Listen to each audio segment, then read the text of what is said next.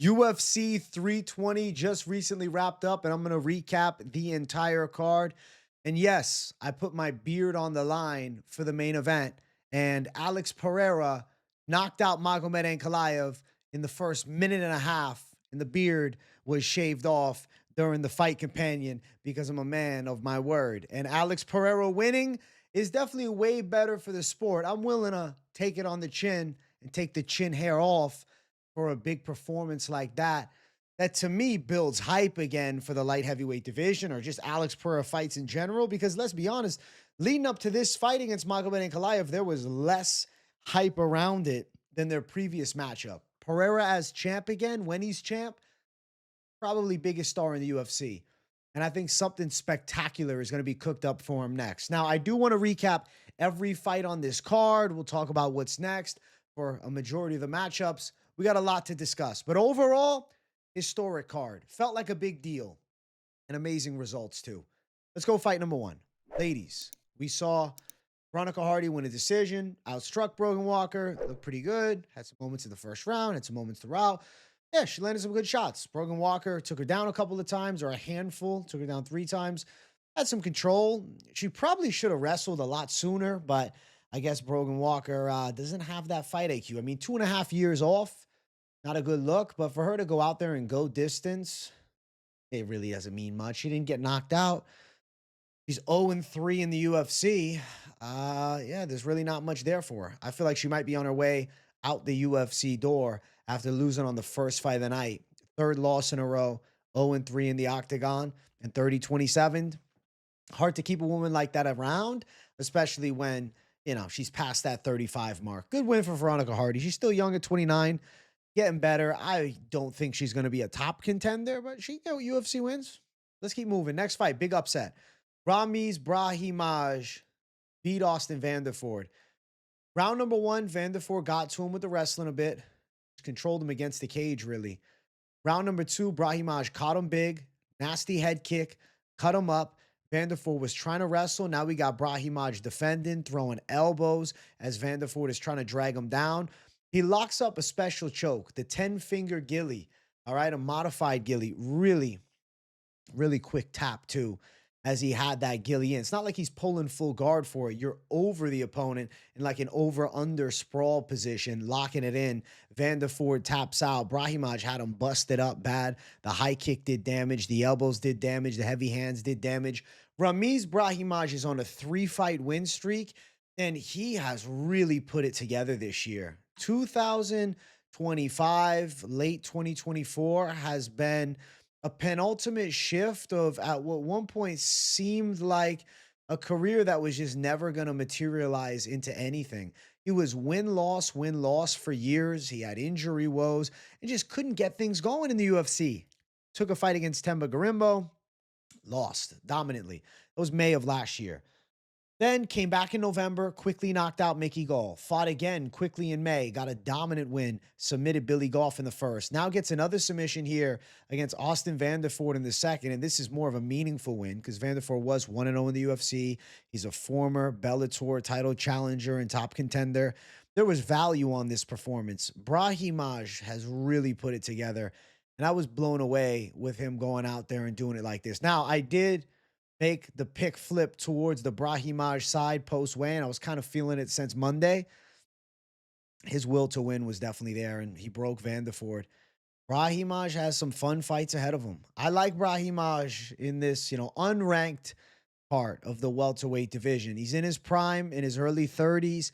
He's a finisher, and he's hard to finish. His one finish loss, doctor stoppage because the ear injury. Brahimaj never quits, never gives up on positions, always throws to finish, and has a legit submission game. Ramiz Brahimaj was ever impressive in this fight, and nothing but good things to say about him beating Vanderford. And he's really good on the mic, too. He's got a nice personality, lets it shine. Tried to, channel his inner Nick Diaz with the post-fight interview with Rogan.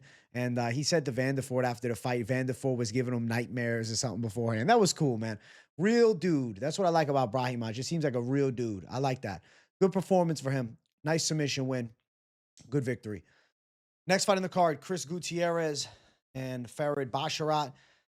Farid Basharat out Chris Gutierrez. Chris Gutierrez, he actually used some wrestling too. So I guess it's not all just distance striking and slickness.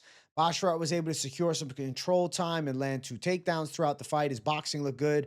Had Chris Gutierrez rocked a couple of times with good punches on the feet, Farid Basharat's hands look real sharp. Now, round number 3, he slowed down. Round number 3, Chris Gutierrez started to put it on him. Chris Gutierrez was backing him up, got on top of him, had some moments, and Basharat was, kind of playing catch up come round number 3. Now, imagine we would have seen Chris Gutierrez attempt to do something like that in the first 10 minutes of the fight. Could be a different result. It's almost as if Chris Gutierrez is scared to really overextend himself for more of a high volume, high pressure fight because he's worried about gassing out. But in doing so, he gave himself no chance to win. He lost the first 2 rounds clearly, and then he wins the 3rd round, a 29-28 loss across the board. I really think with Chris Gutierrez, he just needs to get started faster. He's so willing to stay on the back foot, move laterally, and just like pepper low kicks out at you. It is a true downfall of him when you get into the later stages and he's down 2 rounds. He's unlikely to turn it up and come back. Like he tried here, but a finish for Gutierrez, it's been a long time.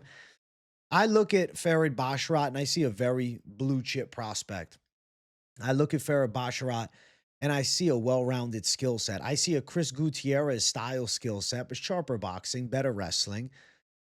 The gas tank, maybe a little bit of a worry forthcoming, but, beating a Gutierrez by decision, even if it's 29-28, it's impressive. And he got tested here against a guy that's been a staple of the UFC bantamweight division near the top 15 for a long while now. For the side of Farid Basharat, it's interesting to consider, where does he go from here? I mean, he beat a guy that was close to top 15. He beat a guy in Chris Gutierrez who had won 2 fights in a row. I don't know about them jumping him up to the rankings, but I mean, Kyler Phillips is there. And I could see a Farid Basharat Kyler Phillips fight, and I feel like it makes a lot of sense. I also don't hate the idea of Kyler Phillips, so Farid Basharat versus Bryce Mitchell, right? Give Bryce Mitchell the undefeated Farid Basharat. Let's see how he deals with a strong grappler like Bryce. Farid's defensive grappling is sound. His stand-up game is slick. But the knock on him is he doesn't have great power. He did have Gutierrez stunned a couple of times, but, doesn't have the touch of death. It's more just real accurate shots, and that's what he rocked Gutierrez with. Overall, I thought it was a quality performance. In the first 2 rounds, he looked very ready for top 15. 3rd round, not so much. We'll see what the future holds for Farid Basharat, but I do think he's good, and I like a fight between him or, Kyler Phillips or Bryce Mitchell. Macy Chiasson, Yana Santos. So Yana Santos was pissed off because Macy Chiasson missed weight. Yana Santos came out like a woman possessed. She was pissed, and she beat Macy Chiasson up in the first round, ripping her with shots in the clinch, elbows and punches, getting in her face, and just making it nasty in round number 1. Round number 2 was competitive, but Yana Santos landed a really nice front kick at the end of that 2nd round, which I felt secured the 2nd round for. Then round number 3, Macy Chiasson was dominant, outworking her, getting her to the ground, beating the shit out of her from top position, threatening with the choke. Macy Chiasson had a clear 3rd round where she busted Yana Santos up. Her face was messed up after the fight. Macy Chiasson is celebrating, thinking that she's guaranteed to win. I was like, no, you lost the first 2 rounds. You just won the 3rd. And I think it was karmic justice in this fight. Chiasson missing weight, disrespect to the opponent, not wanting to cut the weight with the extra time window, disrespect to the opponent. She's not a bantamweight. I mean, her last fight was at featherweight. This fight, she weighed in at 37.5, which is technically featherweight division. She can't make the weight class. Now lost 2 straight fights. She's definitely not in good standing with the UFC. She's ranked within the top 10. Santos was number 10. She was number 5. You'll probably still sit around, number 8, but not fighting in this weight class for the past 2 fights. I don't know what's going to be next for her. What I will say is Yana Santos has quietly really started to put it together. Yana Santos has gotten better since, getting into the later stage of her career. Now at 35, I feel like she has a very high fight IQ with a well refined skill set. The first 2 rounds, Yana Santos is a problem, and she's now won 3 fights in a row. This is pretty damn good for her. I don't know how far up you're gonna move her. I mean, she beat the number 5 ranked girl, but a girl, coming off losses. It's an interesting spot to be in for her because if you look at the women's bantamweight division, it's rather thin. It's kind of perfect to do Yana Santos versus Jocelyn Edwards next. Jocelyn Edwards has put it together with 3 straight wins. I feel like that matchup is very cool. If they don't do a matchup like that, another one that comes to mind is Eileen Perez, who actually has a win over Jocelyn Edwards. Either one of those fights seem like standout match makes, right? Yana Santos versus a young Jocelyn Edwards who's surging, and it'd be a fun striking fight. Or they feed her a tricky grappler in Eileen Perez, who's going to be consistent with the takedown threat, and see how she fares there. She's at American Top Team. You can definitely see the hours she's putting in with that high level gym, and they've really done well for her because I really feel like now at 35, she's the best version that she's ever been. Good performance, man. Next one, Punahele Soriano, Nikolai Veretennikov. This fight was almost more of a red flag for Punahele Soriano than anything else. He was good with his wrestling. He was consistent with takedowns. He landed 4. He got a lot of control time. I mean, it's a 15-minute fight. 12:35 of it is him controlling Veretennikov. He landed some ground and pound. First round, dominant with the wrestling, on top, throwing good shots. Second round, some dominance with the wrestling. But then a scramble from Veretennikov into mount and back control. Soriano finds his way out of the spot, but the fact that he got there, it just has me questioning his fight IQ. Round number 3, he was pretty gassed. Still was able to wrestle a bit. Ended up getting a stand-up from the referee. They get back to striking. And he's nearly locked in a Veretennikov gilly at the end of the fight after being stood up. That was scary for Soriano. Survives, ends up going distance, getting the decision on the cards. He deserved the 30-27. Don't get it twisted. But Punahele Soriano's performance here was lackluster. He showed gas tank woes. His striking didn't look sharp. His takedowns looked pretty good, but Veretennikov got destroyed by Austin Vanderford in 2 rounds. Veretennikov got out-wrestled by Francisco Prado, who is not that great of a wrestler.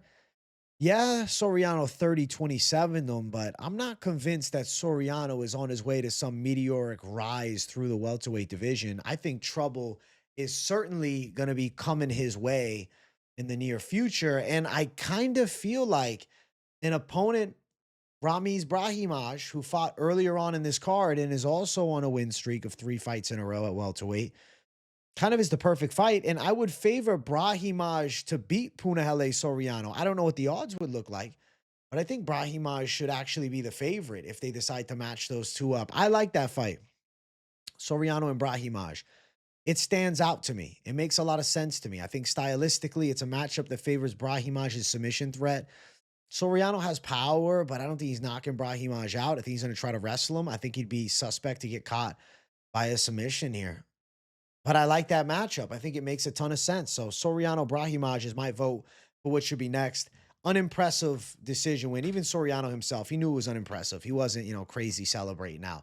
He knew that it was lackluster. Still, a win's a win in the UFC. That means a lot. Beats Veretennikov. And, 3 in a row at welterweight, but not the same hype on it like the damn last fight over Euros Medic. Next fight, Edmund Shahbazyan, André Muniz. Edmund Shahbazyan, positive sides. Takedown defense was there, but listen, Muniz had some striking moments. Landed some heavy kicks, even got some punches going. He cracked Edmund Shahbazyan, but Muniz has shit punch resistance. He was blinking a lot after an early left hook after a failed takedown attempt. And then Shahbazyan caught him with the counter left hook early in round 1. Survived the onslaught, got some strikes going, had some success, caught by a shot, turtles up, goes down, lays down, and just gets pounded on. André Muniz, man, he's like a very typical grappler. Just doesn't like getting hit. When he gets hit, he shells up, and he's done. Especially now, it's like gotten worse. Last fight, Ikram Aliaskarov put him away with a light left hook. Now, I mean, he got caught by a clean shot, but he just like chooses to flail to his back and just get in the fetal position And Shahbazyan pounded him out with just a few seconds left in the round. Some nice elbows got through. It was good ground and pound, violent. Muniz after, like, he was laying there like he was just completely unconscious. But the time of the stop, I don't think he was really fully out. But obviously, it was hurt bad from the big shot on the feet, and then some ferocious ground and pound. Edmund Shahbazyan put on the performance that he needed. It's like, okay, 2 fights in a row. He's now been able to get past guys that have notable ground games. Is this finally the Edmund Shahbazyan that can become a contender? He's won 3 straight fights. He's 27 years old, and he's on track for big fights. You have to consider him in high-level matchups. I don't know if this fight makes sense or not, but a battle between Edmund Shahbazyan and somebody like a Christian Leroy Duncan kind of seems perfect right now. Christian Leroy Duncan coming off the Eric Anders knockout in the first round. Shahbazyan coming off the first round knockout against André Muniz. I like the idea of seeing them tangle. Both guys strikers, which I think will be fun. Giving Shahbazyan a guy that's really going to kickbox with him. You really look at Shahbazyan's 3-fight win streak. It was Dylan Budka, who's, wrestling pressure. It was the likes of Petrosky, who's, submission threat, but a lot of pinning and wrestling pressure. And Muniz, who's jiu-jitsu aced. Now you give him a kickboxer and Leroy Duncan. I'm curious how he does in that type of matchup. That's my vote for what I want to see next. Now I want to see him tested against a really good striker who's fast and long and athletic. I think now it's time that Shahbazyan fights somebody like that. That, to me, is the perfect matchup to consider. Now, if it's not going to be that, another fight, you call it like J Chuck. I like that fight, too. I think either one of those matchups are perfect for Shahbazyan next. Winnable, yes, but I don't know. I could see him melted by both guys. We'll see what the UFC decides, but I want to see him fight a kickboxer or a heavy puncher, something like that. I want to see him in that type of matchup next, as opposed to another grappler. I think it's time we do Shahbazyan versus a fellow good striker and see how he does. I do think he's coming to his own. Timing is really good. Young at 27, been in the UFC since he was like 20 years old. Even Joe Rogan was talking to him about that. Knockout power is there. Takedown defense is there. He's a well-rounded kid. And he gets Muniz out of there in impressive fashion. Demands some respect. Next fight. Patchy Mix versus Jakub Wikłacz or Jakub Wikłacz, however you want to say it. Listen, I disagree with the decision. I thought Patchy Mix won the second and third round. First round, Wikłacz had some success in scrambling positions, getting on top, controlling the grappling, even some striking success on Patchy Mix, and he threatened them on the ground. Throughout the fight, he actually threatened them with a lot of guillotines. Round number 2, Patchy Mix, I thought, did a little bit more. Obviously, it was close, but I thought Patchy ended up in top position and being the guy that hit the key takedowns probably deserved that second round. And then the third round for Patchy, I mean, he's getting hit a lot. His head sits on the center line. He's not the quickest guy in the world. Wikłacz is shooting some gillies, but Mix was definitely on top for a majority of that round. Had some moments in striking, cut Wikłacz up a bit. Yeah, he got caught too, but he was landing. Patchy Mix didn't have some great performance where I'm like, wow, man, that's the UFC start that I expected. No, it was pretty terrible. I mean, he was in a very close fight versus a prospect, but I thought that he had won 2 out of the 3 rounds. Instead, split decision goes the way of Wikłacz, and Patchy Mix finds himself as a true odd man out. The former Bellator bantamweight division has now lost to a guy making his UFC debut in Wikłacz. This is almost like no man's land for Patchy Mix because he started his UFC career off with a big chance, taking on somebody ranked in the UFC. And you know what? Mario Batista is now fighting Umar Nurmagomedov because of this matchup. And then he goes out there and loses to Wikłacz. Yes, I thought he should have won, but ultimately on the record, it's a loss. Patchy Mix is now 0-2 in the UFC. I don't know how the fuck they matchmake for him. A perfect fight, somebody like Elatong Haley, if they want to give him more of like a step down in competition, try to give him a chance for a win. Garrett Armfield, something like that would probably be the most sensible route. Maybe even a long Shao next time. I just don't know if they are in the Patchy mix business or not. I have no idea what their mentality is with Patchy. Like they could let him go after these two losses. I'm looking at the division. I'm like, well, you could match him up with a Miles Johns, but that's a hard fight. Miles Johns is a damn hard matchup for Patchy Mix. But that's one of those, let's see, let's find out type of fights. Let's just throw you. Let's go. We're not impressed by you. For Wikłacz, listen, I think give him prospect fights. Yes, he beat Patchy Mix, but I would match make him with caution. I don't know how good he is just yet. I think he's still developing.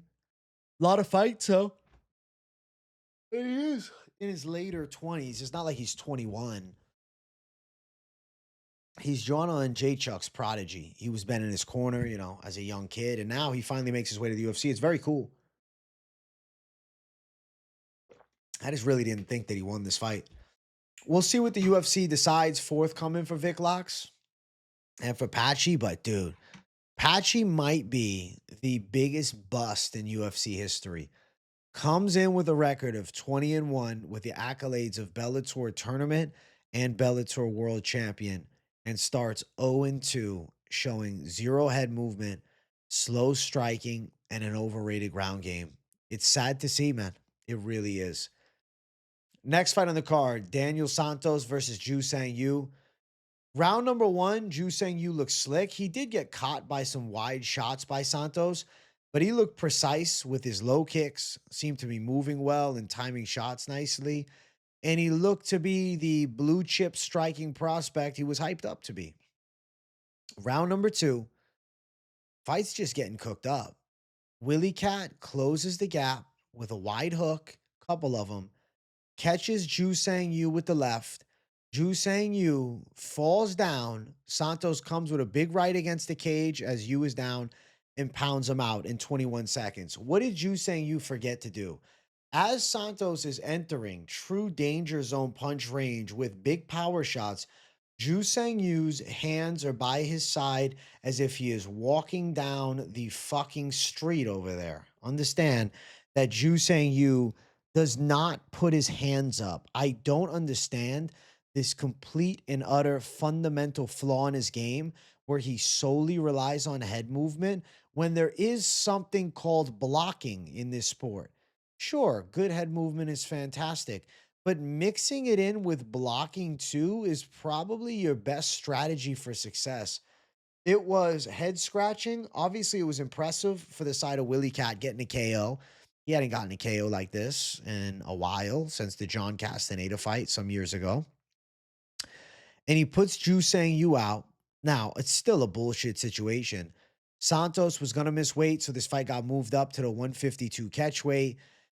He can't make 145 pounds. He's a former bantamweight. Willie Cat is chubby whenever he weighs in. He definitely has issues with his diet. I really question his discipline, but when it actually comes down to technical skill, Daniel Santos loves to fight and he's a dog, yo. He's the Kelvin Gastelum of the lower weight classes. This is a major win because Ju Sang Yu was the South Korean prospect that could be. Ultimately, he's the South Korean prospect that just won't. And it is what it is. Undefeated record takes a fat L. It's sad to see it, man. Willie Cat was supposed to fight Doo-Ho Choi. I don't know when Doo-Ho Choi can come back, but seeing Willie Cat get a knockout like this, I'm kind of thinking just rebook the Doo-Ho Choi fight. Like, why even make it a thing? Just get that fight rebooked. Let's run that back. If not, though, if not, I think Willie Cat versus André Feely is a really cool fight. So, two fights on the horizon for Willie Cat that I like. Definitely a possibility the UFC does it. Now, if the UFC is, thinking, hey, we want to be in the Willie Cat business, then maybe they give him a bit of a lesser touch, but I don't know, man. Doo-Ho Choi or André Feely just seemed perfect. He was already scheduled to fight Doo-Ho Choi. Now, he's got to make 145 pounds because holy shit, Willie Cat is not a lightweight. Willie Cat is not a lightweight. This fight, he weighed in at 151 and a half, 151. He ain't no lightweight. This is not a lightweight's build. This is a bantamweight. He can be an undersized featherweight and do okay based upon his dog that he's got in him and his, love of the fight game. But I really think that they need to hire a proper nutritionist. He's got the skills. He's always had the skills. I was a Willie Cat fan when he came to the UFC. I've lost my fandom with him consistently missing weight and him having, issues pulling out of fights constantly. There's a lot of bullshit that goes on with Willie Cat. But when actually he fights, the kid is incredibly talented and definitely one of shoot their box better prospects. He just needs to get this weight cutting thing in order. I say Duho Choi or Andre Fili next. Both are sick fights and both fights that I'm very interested in watching. So shout out to Willie Cat winning. Deserves some respect. For Ju saying you, it's unfortunate to see him put away like this. I don't know the direction you push him in, man. He was supposed to be something special. I mean, if things work out as well as they could, Ju saying you versus Ramon Tavares, who lost last week against Jack Jenkins. I don't think that's a terrible idea. Ju saying you versus Mohamed Yahya. If they're trying to give Mohamed Yahya another shot, maybe they do it in Abu Dhabi. But for a guy that came in with a ton of hype, this loss was really detrimental for him. And Willie Cat demands a lot of respect. Great performance, man. Took the underdog L in this one for the Lock City. Well, such is life, man. That's how the game goes. Let's keep running. Next fight on the card, feature prelim, Ateba Gutierrez versus Treston Vines. I don't know why Treston Vines took this fight other than to say he's a UFC fighter. He was running away, literally. He was running away from Ateba Gutierrez. Tried to shoot a takedown from way out of range, got kneed in the face, dropped, gets back up, tries to run some more. Ateba Gutierrez attacks. Treston Vines times a good takedown attempt, presses Gutierrez towards the cage. Gutierrez lands two big elbows and then shoots the double unders to get Treston Vines up. Treston Vines ends up rolling to his back or falling to his back. And then Gutierrez just dropping some elbows or rather some uppercuts on Treston as his eyes are closed.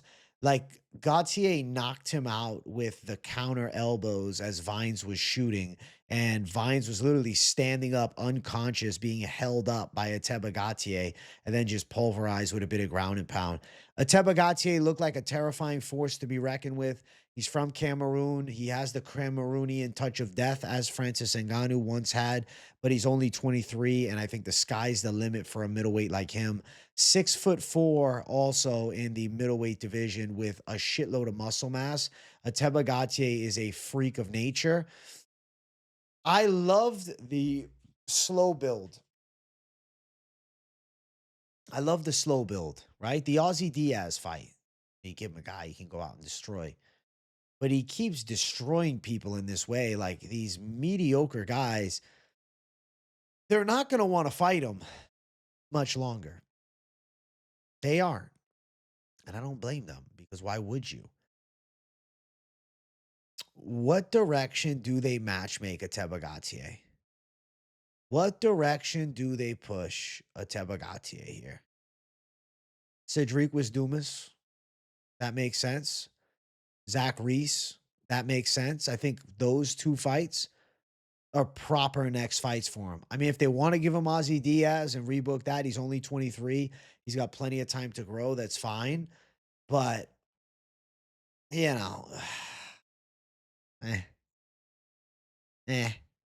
we'll see what the UFC decides.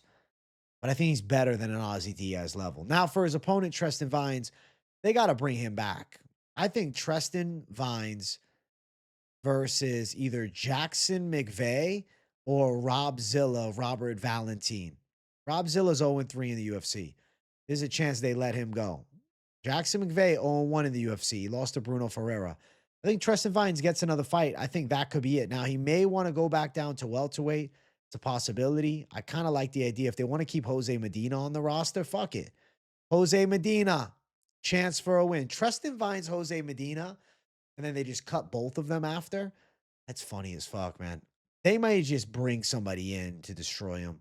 Or they might give him Torres Finney. I don't know what direction they go with Treston Vines. He might want to go down to welterweight. Seeing the performance against Ateba, I don't think he's going to have some crazy success rate at welterweight either.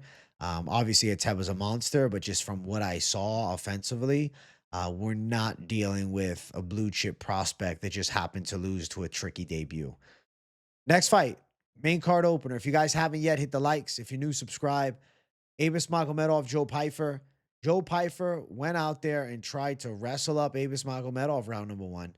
Ends up losing the first round. Ends up on his back. Ends up getting caught in the scissor choke. Abus Magomedov looked really good in that first round, putting it on Joe Pyfer, a Joe Pyfer that really wanted to engage in wrestling. Pyfer eventually fought out of the sub attempt, got back up to his feet, tried to press Abus against the cage, but Abus Magomedov was sound. Abus Magomedov got that first round. It was a good first for Abus. Round number two, Joe Pyfer catches Abus with a big shot early. I believe it was a left hook, but it could have been a right. I was live for over 7 hours, guys. You know, I don't know for sure. One of the two. I'm trying to see it in my mind. The left hook? I swear it might have been a left. Caught him. Abus is rocked. Pyfer attacks. Ends up on top position. And then ends up into arm triangle from half guard to mount to side control into Abus rolling through, spinning into Joe Pyfer, taking his back into Joe Pyfer, strangling him and showing his jiu-jitsu prowess and showing off that black belt. Joe Pyfer got a really big win where he showed the knockout power, but also showed the jiu-jitsu. The first round was rough, but listen, even Joe asked him about it. It's not that he said it was a tactical performance, but you know, the corner said, like, if you feel like he comes at you, mix in a takedown. He tried it. He couldn't get Abus down round one. He got controlled a lot in round one.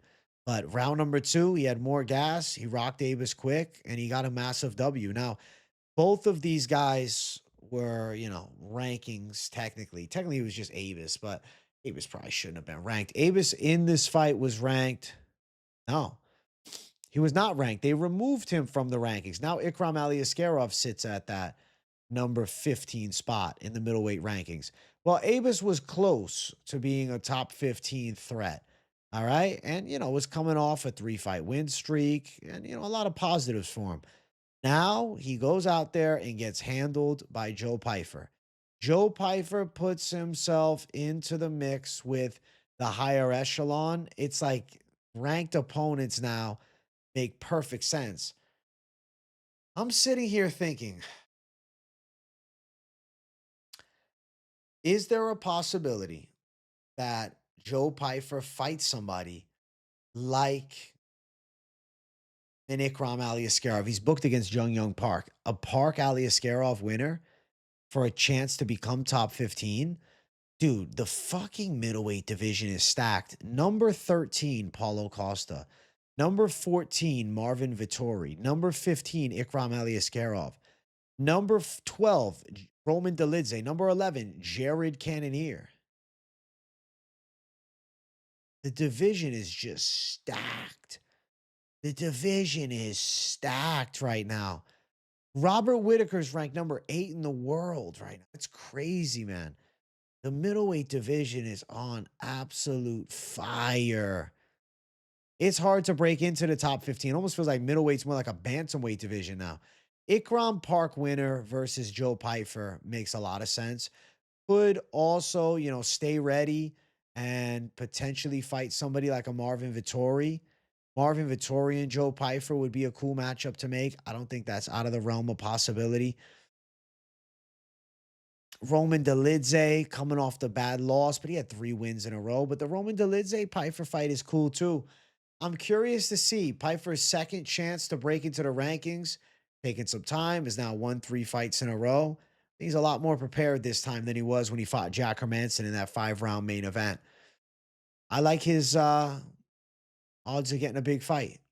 Does he run through the middleweight division? I mean, Jared Cannonier, an aging vet, could be a cool matchup to watch. I also love the idea of Joe Pyfer versus like you know, Gregory Rodriguez, who's fighting Roman Kopylov, the winner of that fight. But, you know, it's not rankings.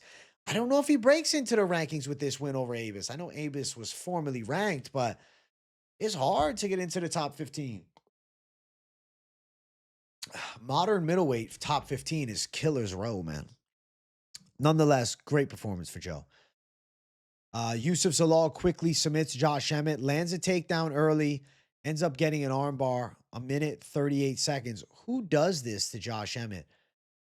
Yusuf Zalal had a lackluster fight last time against Calvin Cater, and he was very apologetic about it. The way that he just easily took out Josh Emmett blew my mind.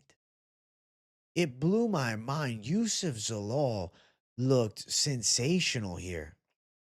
Yusuf Zalal, with a quick submission, makes a call out of Lerone Murphy after.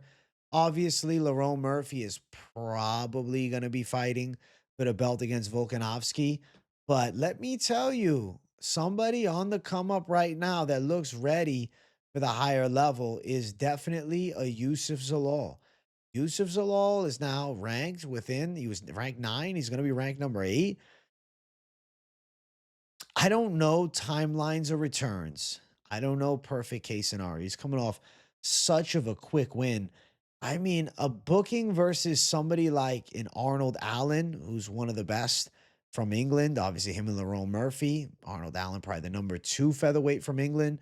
I love the idea of Yusuf Zalal and him fighting. I also love the idea of Yusuf Zalal versus Aljamain Sterling. I think Yusuf Zalal versus Aljo is a proper fight to be had. Former world champion. That's a massive opportunity. The guy that gave Movsar Evloev his toughest fight. Yusuf Zalal and Aljo is really cool. I like that. Now for Josh Emmett, I mean, he's in an unfortunate position. Took a really quick loss and didn't take a lot of damage. Obviously trained his ass off for this fight. I mean, maybe he wants to get back out there sooner rather than later. Somebody like a Pat Sabatini makes sense. If timelines were different. I mean, I don't think anybody would complain about him versus Gene Silva. I think him versus Gene Silva would actually be a really sick fight still, regardless of this result. I would love to watch Josh Emmett versus Gene Silva. That'll be my pick. If Josh Emmett fights a Gene Silva, he's probably violently chinned, but at least he's not gonna, most likely not, gonna get submitted in a minute and 38 seconds. At least he has a chance to slug some fist on the feet and maybe land something big. We shall see.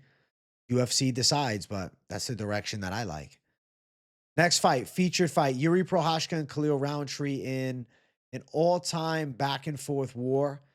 Round number 1, Khalil Rountree got the better of Procházka with good body kicks, good straight shots to the body, a decent amount of shots over the top, good right hook, couple of them that knocked Procházka off balance, wobbled him a bit, good straight left. Khalil Rountree looked really sharp round 1. Round number 2, more competitive exchanges between the two. Procházka started finding some rhythm, attempting some high kicks that were blocked by Rountree, catching him with some straight punch flurries. But Rountree was more precise and accurate, landed the bigger and better shots throughout round number 2, and was ahead of Yuri Procházka. Though Procházka, you could feel, was starting to come on strong, momentum starting to come in his favor a little bit, and Rountree showing some signs of gassing. Round number 3, Procházka was relentless on Khalil Rountree, forcing him into nasty striking exchanges where both guys were throwing big shots. They're exchanging elbows in the pocket. They're exchanging big punches in range. Procházka is pushing Rountree backwards and landing multi-shots. Rountree kind of running away from the exchange, trying to fire back. He is firing back, but Procházka just keeps coming, keeps coming, keeps coming, keeps coming, keeps coming.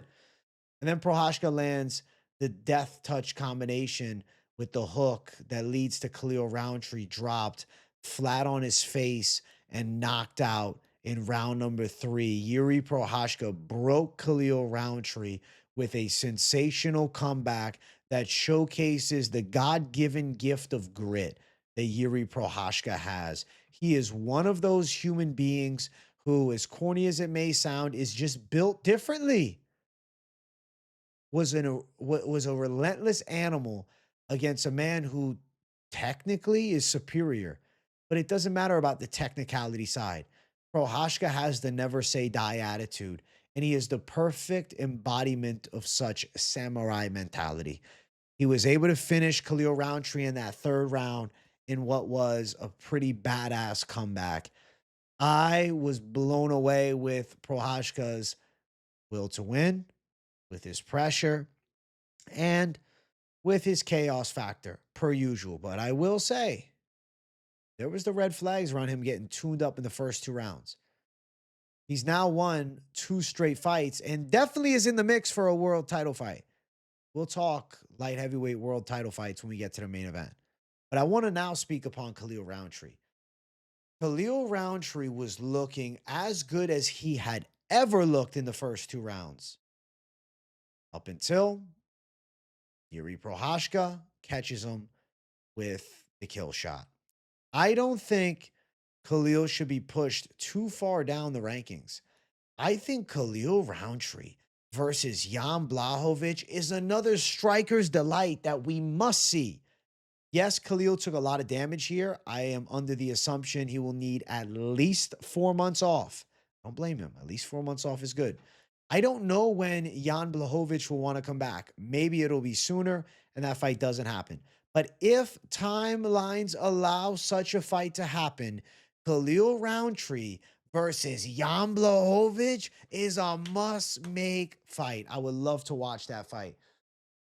A 5-round fight night main event. Honestly, you may have to favor Blachowicz, even if he's down rounds 1 and 2, 3, 4, 5. I mean, we've seen it now twice. Rountree having big moments early, but as the pressure is put on later and the consistent attack comes and he's hit with big shots, eventually he gets melted. He was breaking in that 3rd round, and Procházka was doing the complete opposite. He was gaining confidence with every round that went by, with every minute that went by, with every exchange that he lost that went by. After the fight, Procházka had spoke upon this. He said, I fight to the level of my opponent. I need someone to give me the real danger in round 1, and then you get the best out of me. Obviously alluding to, a dream of fighting for a world title, which could come to be. It remains to be seen. We shall find out, and I'll discuss what I think could be next for the world title picture and if it involves Procházka or not when we get to the main event. But badass performance, to say the least, here for Procházka, and definitely a star-studded fight, which actually earned them Fight of the Night honors. Very deserving. Very deserving Fight of the Night honors between those two. Excellent back and forth war. Procházka and Rountree had a battle. And in a battle, Procházka is the man who comes out on top. Sick win. Let's get to the co-main. Co-main event, Merab Dvalishvili, Corey Sandhagen. Listen, Merab did the thing again. First round, though, Corey was sharp. Corey fought off takedowns pretty well, caught Merab with some good straight shots. Corey Sandhagen was looking world-class round number 1, and he was game for Merab in round number 2. But round number 2, it shifted. He was game in round number 2. I'm not walking that back until what happened. He had won the first round. Momentum is still going his way. He's looking good. Merab actually catches Corey Sandhagen with a big punch. And then a big combination, his normal tornado pressure boxing flow, lands multiple big shots that has Corey Sandhagen in big trouble. Merab's throwing ground and pound, and he's just relentless all over Sandhagen. Ultimately doesn't get the finish, but had Sandhagen badly hurt and then just dominated the entire round. He controlled like 4 minutes and 30 seconds of round 2. Corey, you'd think, was riding that momentum from how well round 1 had went. Merab changed things completely with a big shot. And then I think Corey also realized, oh, fuck, this guy's an animal. He can strike, he can grapple. Like, how do I stop this beast? Merab was all over him. Round number 2, bullied him, dominated him, 10-8.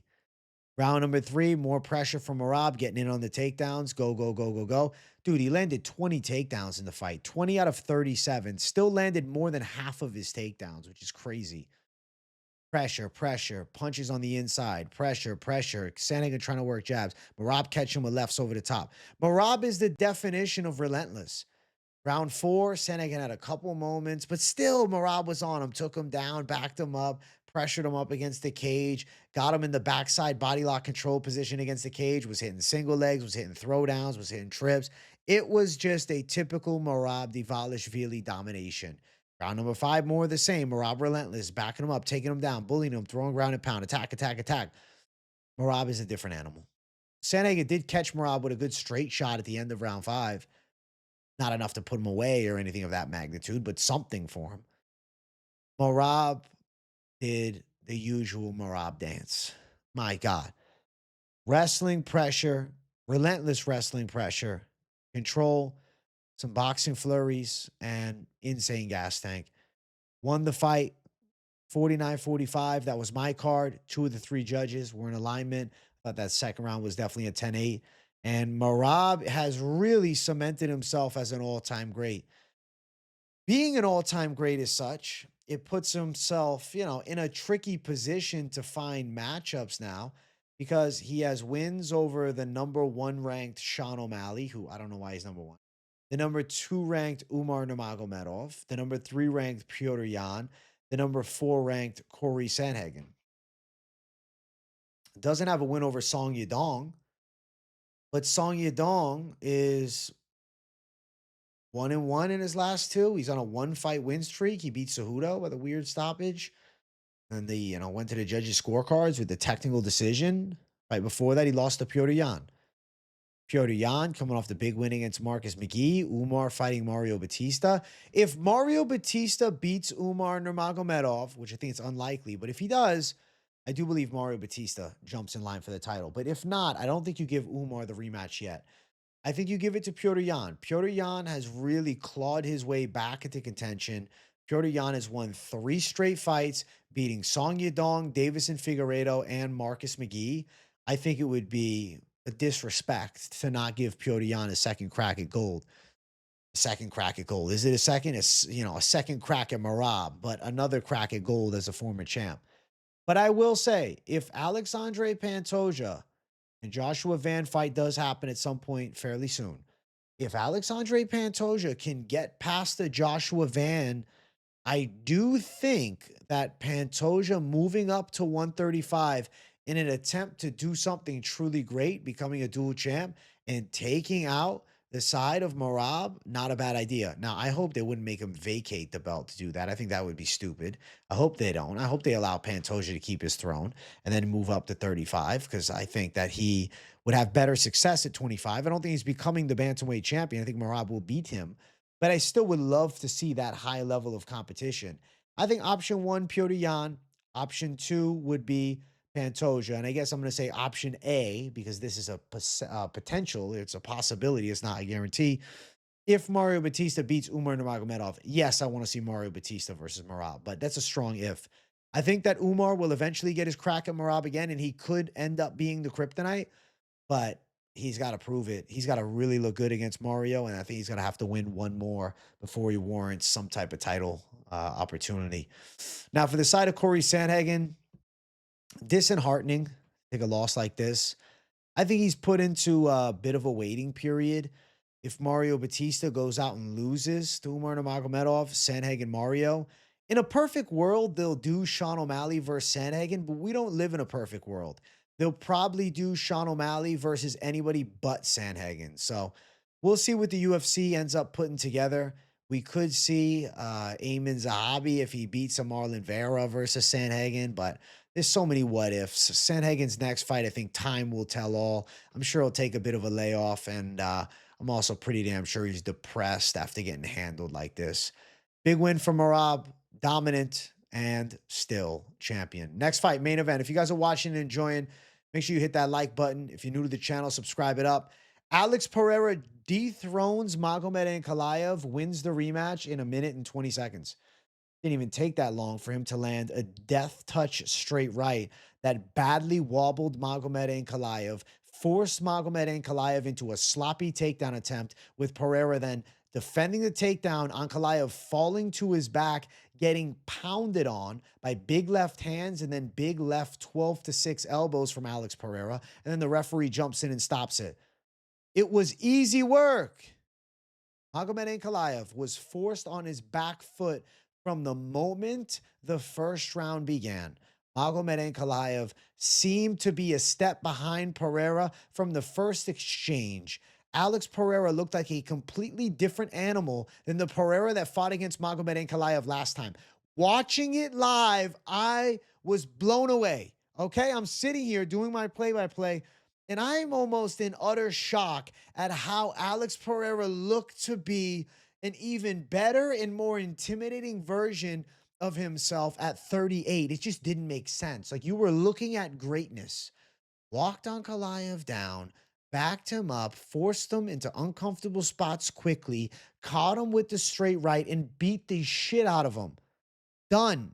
Ankalaev looking away. Don't say, oh, it's just early stoppage. Oh, no. Ankalaev's covering like this. He's like, please, referee, save my life. This man is beating the hell out of me.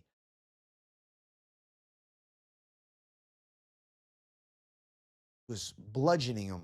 Is that the word? Bludgeoning him? Bludgeoning him. Bludgeoning elbows. Alex Pereira looked like a man possessed by some type of spiritual power. I know that he's involved with the, ancestral, I'll say ancestral tenets, the ancestral roots of his past with, the tribal people of Brazil. There seemed to be some type of spiritual energy around this man. The way that he walked down and destroyed Magomed Ankalaev seemed nothing short of magic. Now, obviously, I'm kind of joking around saying this. He's just a beast. Alex Pereira is amazing. Alex Pereira is going down in the Hall of Fame as one of the GOATs. He's just different. He's just different. It doesn't make sense. He's just different. A different animal, a different human. Poatan now bounces back, wins. There ain't going to be no trilogy. Ankalaev ain't getting another shot. Not have to get knocked out in a minute and 20 seconds. 0% chance. A fairly competitive first fight to a minute 20 seconds here. The UFC is not in the Ankalaev business. This fight card had a lot less hype because of Ankalaev's name at the top. Ankalaev is very skillful. Don't get it twisted. I like Ankalaev. But Alex Pereira, the star, is now on top again. Yeah, the UFC is going to ride that wave. He's 38. I feel like we're back in the golden era with Pereira as champ again. 3 options. Option 1, Carlos Ulberg for a new face at the top of the weight class, getting a title chance against the powerhouse in Pereira. But his win against Dominic Reyes is not the most huge victory to have. Though Reyes had a nice 3-fight win streak, it was still a Reyes whose chin is completely and utterly gone. But Ulberg also has to win over Blachowicz, which is a powerful win regardless of people feeling that it could have went the other way. Competitive fight. Option 2, Yuri Procházka, who's coming off of an absolute badass back and forth war with Khalil Rountree. We had to dig deep and fight hard to the comeback. Problem with Yuri. He lost the first 2 rounds, and he has 2 losses already to Alex Pereira. And I don't think, as much of an animal as Yuri Procházka is, the proper adjustments can be made to deal with a different level of animal in Alex Pereira. Procházka is an animal, okay? Pereira is a different animal. Carlos Ulberg is sensational, but I really don't know about him getting the mega fight against Pereira. Alex Pereira versus John Jones is option A at the White House. That is one of the biggest fights the UFC could put together right now. Actually, that's probably tied for the biggest fight the UFC could put together. John Jones has said he really wanted to fight Alex Pereira. He vacated the UFC heavyweight title and retired. He's now back in the drug testing pool. He vacated the belt, which then promoted interim champ Tom Aspinall to undisputed champ. He defends the title against Cyril Gane in a couple of weeks, okay? A heavyweight title fight between Jones and Aspinall always seemed like a pipe dream. Would be perfect, but not the fight Jones was asking for. He was asking for Pereira, and the UFC was saying no. He vacated the belt. Now Alex Pereira, the light heavyweight champion. John Jones versus Alex Pereira, whether at light heavyweight or at heavyweight, regardless, it doesn't matter. For some type of super title, they want to throw a belt on it, a BMF title fight, a heavyweight BMF, open weight BMF. I don't care. A GOAT title fight, they want to put a GOAT status on it. They want to do some random belt, some type of super title. Alex Pereira versus John Jones is the fight to be made next. Obviously, Alex Pereira and Tom Aspinall would be sick, and I'd be more than happy to watch those 2 fight. Doesn't feel as likely at this moment, especially that Alex Pereira had a big call out planned for John Jones, but instead, because of the tragic passing of John Jones' brother, he gave a moment of silence. which was very respectful, by the way. It's very nice. Rest in peace to John Jones' brother Arthur. That is a true tragedy. I think that Alex Pereira versus John Jones is kind of perfect. At the White House, too, there's so much power on it. Superstar versus superstar, GOAT versus GOAT, light heavyweight title or not, it doesn't matter. Earlier on this week, Alex Pereira was at the PI. Dana White said that he was asking him about heavyweight fights. He's like, hey, can we focus on this one? Pereira wants to go up for heavyweight, okay? He wants to shoot for it. Him versus Tom Aspinall is also a great fight at heavyweight. I'm more than down with it. But the John Jones fight first could be a special one. And if he does go out and beat a John Jones, then he could fight for the heavyweight title against Aspinall. But regardless of Tom Aspinall, if he beats John Jones, he beats John Jones. Yeah, being a 3-weight UFC heavyweight champ is cool. Or a 3-weight champ, including a heavyweight champ, is cool. But beating John Jones is something that's never been done too. And almost seems like a taller mountain to climb, seeming of the John Jones unbeatable aura. That's a dream fight. Alex Pereira and John Jones is the fight the UFC should make for the White House main event. That's how you do a White House main event. That is one of, if not the biggest fights of all time. And Alex Pereira getting a win against Magomedov Ankalaev was perfect for the UFC. We're so back. We're so back, guys. We are so back. And I didn't think Alex Pereira would go out and look like that. I really thought after the last one, man, Pereira gets handled again. The Rountree fight, the Ankalaev fight. Two performances where I felt like Alex Pereira looked kind of meh. But instead, he does something different. He goes out there and puts it all on the line. He goes out there and looks like a true animal untamed. And I was grateful to watch him do it. I was grateful to watch him do it. I was blessed to watch it live. That's how I feel truly, just blessed to watch it live. Alex Pereira versus John Jones is the dream. I get it. There's great fights at light heavyweight. It's awesome to watch him fight Ulberg. It'd be cool to watch him fight Procházka a third time. But that's once in a lifetime shit between him and John Jones. And I think you go towards the once in a lifetime shit when you have a once in a lifetime event at the White House to be made. Alex Pereira Jones next. Amazing. For Ankalaev, listen, him and Yuri Procházka could still work.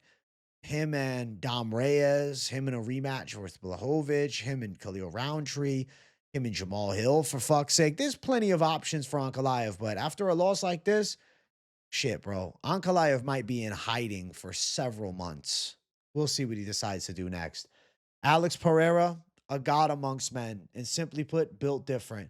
That's why I think a battle of built difference with him and John Jones is the essence of perfection, and it must be made. That was UFC 320, which was a historic card and the card that has brought us back into the golden era, it really seems. I want to go over my picks real quick. So, obviously, way wrong in the main event.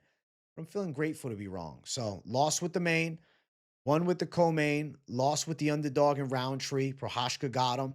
Won with Zalal, won with Pyfer, won with Gutierrez, as we all did. Lost with you. Lost with Mix on the controversial one. One with Shahbaz, perfect pick. One with Soriano, lost with Santos, had Chiasson. One with Basharat, perfect call. One with Brahimaj on the pick flip, and one with Hardy. So, record for the night: 1 win, 2 win, 3 win, 3-1, 4-1, 5-1, 5-2, 5-3, 6-3, 7-3, 8-3, 8-4, 9-4, 9-5 overall. Record-wise, you know what parlay ends up being the fucking safe one? The safe but boring parlay. Soriano and Body Bags Pyfer. But the D-Gen shit, unfortunately, went to hell. And going Ankalaev, Pyfer, Lock City, shits the bed. Underdog in U takes the KO loss. Hey, at the least, got to celebrate some of the confident picks winning. Got to celebrate Brahimaj going out there and getting it done, finding a way to pull it off. Shahbaz in the first round. And at the end of the day, sometimes it ain't about the picks and the bet call. Sometimes the best thing is just as a fan sitting there and watching the amazing event take place, which saw Alex Pereira got a win. And not only got a win, but saved us, man. I think he saved the fucking light heavyweight division. And 2026 seems like it just got way better for the UFC. 320 hit the spot. Without a pay-per-view for several weeks, for over a month, we needed something like this. A historic card, an amazing card, a truly great event.